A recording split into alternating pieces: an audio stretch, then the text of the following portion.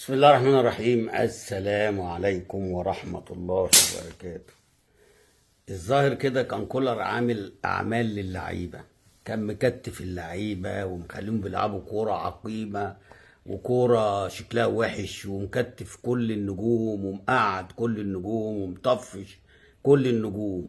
يعني طفش بيرسي تاو وأحمد عبد القادر، وعندك ديانج، وكان محمد شريف قبليهم، والقندوسي قبليهم. يعني الناس اللي هي لعيبه الكوره دي كلها طفشهم وساب لنا لعيبه. يعني اللعيبه الكويسه زي حسين الشحات كان بيقعدوا قبل ما يمشي، قضى على على بن شرقي.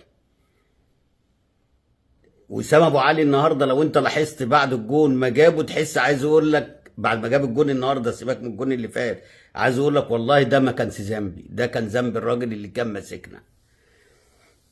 تحس كده ان بقى في انفراجه في اللعيبه كلها فائت، اللعيبه كلها نفسها مفتوحه للعب، عايزه تلعب وتكسب وتكسر الدنيا ومش عايزين الحكم يصفر ومش عايزين المباراه تنتهي. ده الفرق بينه وبين ايام المعلم لما كان ماسك. كانت تيجي الدقيقه 90 واللعيبه كلها عايزه الماتش يخلص باي طريقه. النهارده بيجيبوا جون في الدقيقه كام؟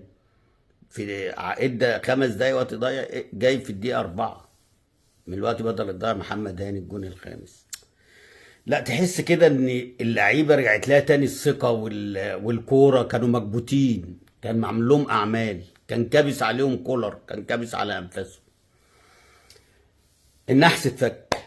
انا بقول لك النحس اتفك والدوري ولع بهزيمه النهارده بيراميدز. الدوري ولع ولع ولع.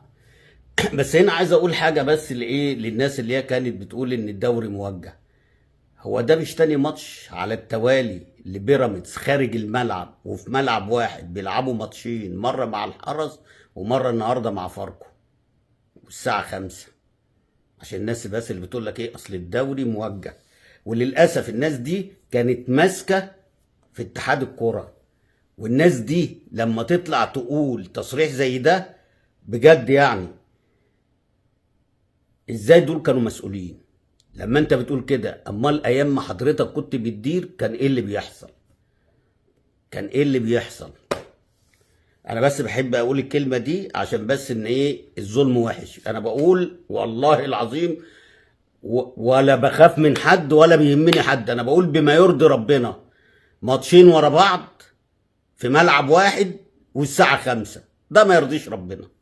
ماليش دعوه بقى تكسب تخسر، بس المشكله كلها ما ينفعش، لان فرقه بتنافس، عارفين يعني ايه، وناهيه الدور الاولاني وهي اول، وناهيه الدور الاولاني وهي اول. فانت كنت مفروض يا راجل تحط في عينك حصوه ملح وتديها ماتش كده وماتش كده عشان نقول انما 6 ماتشات بره الملعب والماتشين اللي على الملعب كان فيهم ماتش الاهلي والزمالك اللي هم كانوا في مصر.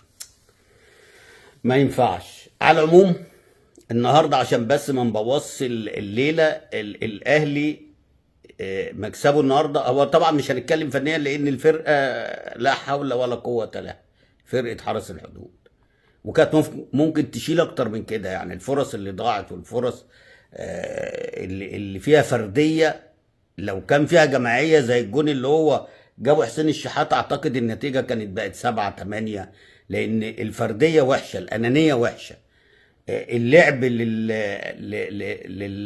للأنا سيء جدا. انما لما بتلعب مع الفرقه كلها النهارده، شوف الجون اللي هو بالذات اللي هو بتاع حسين الشحات، شوف اتنقل كام كوره واتعمل بالعرض من امام عاشور، اللي هو النهارده 5-6 جوه اللي عملهم بالعرض كده جوان، انما هو اللي عايز يجيب الجون. يعني لو عمل كده والله كانك جبت الجون بالظبط.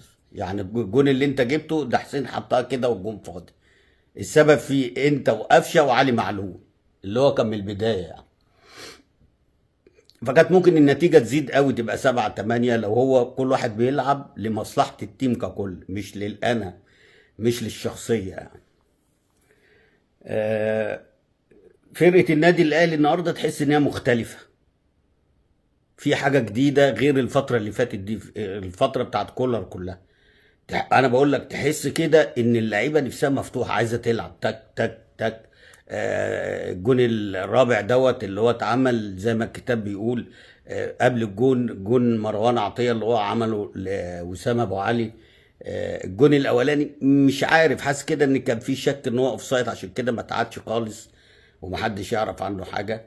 انما الجون الثاني والثالث والرابع والخامس لا، اجوان تحس ان هي ملعوبه، تحس ان في فكر، تحس ان مش هقول لك بقى ان عماد النحاس بيمرنهم على كده وكل الكلام الاونطه ده، لا، اللعيبه هي اللي اتحررت من عبوديه كولر، لان كولر كان بيحسسك ان هو اللي بيعمل كل حاجه عشان في الاخر المكسب يرجع له هو او البطوله ترجع له هو، انما هو كان فنيا قليل.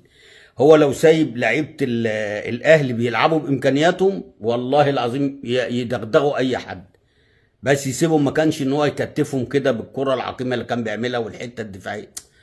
لا، كان خانق اللعيبه، والله كان خانق اللعيبه. تحس النهارده كده اللعيبه في نشوه، في فرحه، في انبساط، في كره سهله اللي هم ما كانوش بيلعبوها. ف مبروك للنادي الاهلي النهارده، الثلاثه بونت النهارده، الدوري ولع. هزيمه بيراميدز النهارده هتولع الدوري الفتره اللي جايه.